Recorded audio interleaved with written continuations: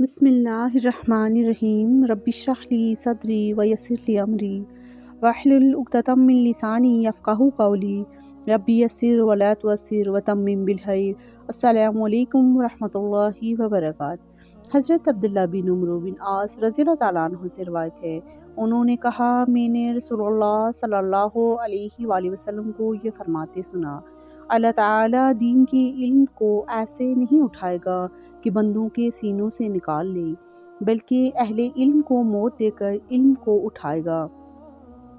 جب کوئی عالم باقی نہیں رہے گا تو لوگ جاہلوں کو پیشوا بنا لیں گے، ان سے مسائل پوچھے جائیں گے تو وہ بغیر علم کے فتوے دے کر خود بھی گمراہ ہوں گے اور دوسروں کو بھی گمراہ کریں گے۔